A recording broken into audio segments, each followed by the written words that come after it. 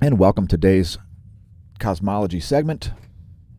We're streaming live to Twitch right now. Twitch.tv/smAsho is the URL. And it is such a great mobile app and a great live streaming platform that we use it on the regs to create content. Twitch.tv/smAsho. And if you're viewing the content on BitChute, make sure you subscribe over on YouTube. We'll be making an exclusive over on BitChute, by the way, to celebrate our 500 subscribers over there on BitChute. BitChute.com/smAsho. Again, if you're viewing on BitChute only or on Twitch only, make sure you subscribe on YouTube, as you're missing like 80% of our content. Thanks to our subscribers over on YouTube as well. And don't forget to check our playlists, youtube.com/smAsho/playlists. We do a lot more than cosmology and daily space weather. And again, look for an exclusive BitChute 500 plus subscribers special coming soon.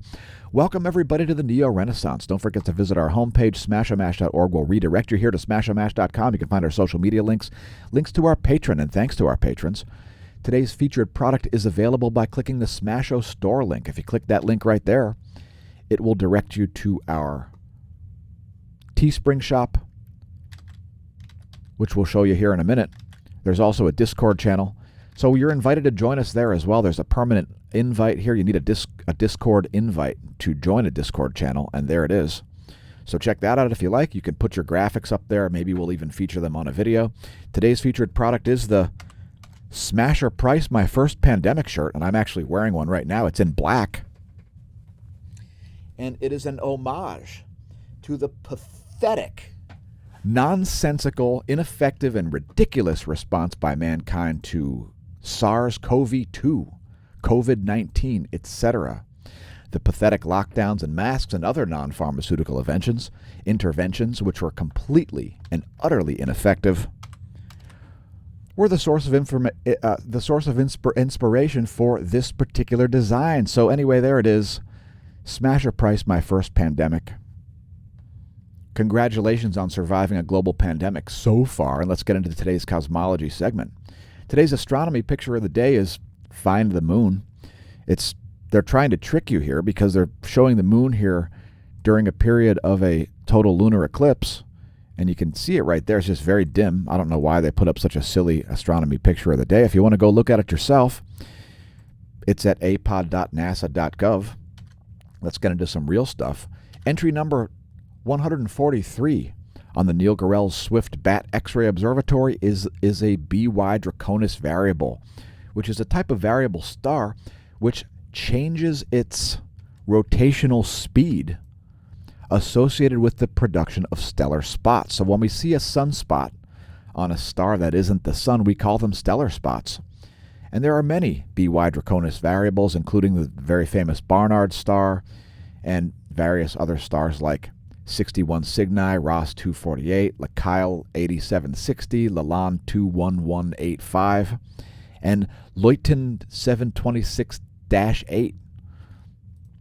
BY Draconis variables are a type of catastrophic variable star. They cyclically put out irregular light. Let's just say that. They are flaring stars that have all kinds of funky activity going on in them. This particular one, entry number 143 at the Neil Gorell's, is this one here. It's HD 283750. Here are the X-ray transient outputs from that. And here's some more information about that. Also, here it is on Galix. So this is the UV emission spectra of this particular star, whose name I did not memorize. It's HD 283750, a catchy name. And let's take a look at this in some more wavelengths here. So that's the UV spectrum. Let's take a look at it on the infrared spectrum. Here it is on the 2-mass, and you'll see it looks completely different in infrared light there. The ultraviolet gives us insight into how the plasma is oriented. And there's the Pan-STARRS optical survey, bands Z and G. And does it show up in hydrogen alpha? I don't think so. There's another optical survey of it. And again, this is a variable star. If you want to read more about it, you can find this paper. entitled Star Spot Photometry with Robotic Telescopes. And there's HD 283750 listed on there. Let's see, it's an SB1. I don't know if that means it's a binary or not. Spectral type K5V. And again, it's a BY Draconis type variable. So perhaps check out this paper if you like. It's from back in 1996. Star spot photometry with robotic telescopes. And again, that's the featured object today, the random object number 143 at the Neil Gorell Swift-Bat X-ray Observatory. And if you want to look up your favorite transients there, just type in the name of them. Like Cygnus X3, or perhaps you'd be interested in looking up Sagittarius A star and seeing what the transient outputs in X-ray are from Sagittarius A star, the core of the Milky Way galaxy, the massive radio source located at the core of the galaxy, which is being orbited by a bunch of other stars. Wondering what it looks like? Well, that's what it looks like. That's Sagittarius A star, folks. That right there is what is going on at the core of the Milky Way galaxy. If you think it's anything like what's going on in the solar system, I feel terribly sorry for you. And let's talk about solar rotation to close out the cosmology segment today. So let me bring up our normal graphics here and show this screen. So this is the Wikipedia article about solar rotation, whether you're calling it Bartel's rotation number or the Carrington rotation. The sun rotates about every 25 to 27 days.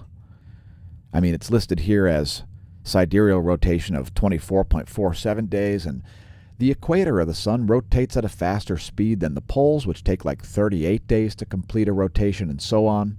So perhaps have a read about this.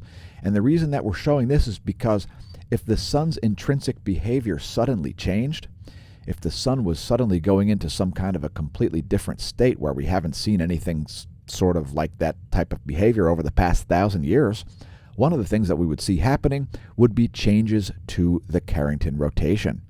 So if the sun continues to rotate at the same speed, we know that there are correlations between stellar rotation speed and sort of the power of their fields and so on.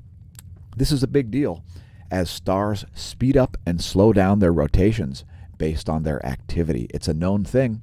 There is a proportional relationship between the toroidal fields of stars and their polar regions as well. I'll just leave that there. If you want to read that article, that is entitled Solar Rotation from the wiki page. And that's today's cosmology segment. We hope you enjoyed it. I've been your host, Dan, a.k.a. smAsho, signing off from the Smash News Network, least busted name in news.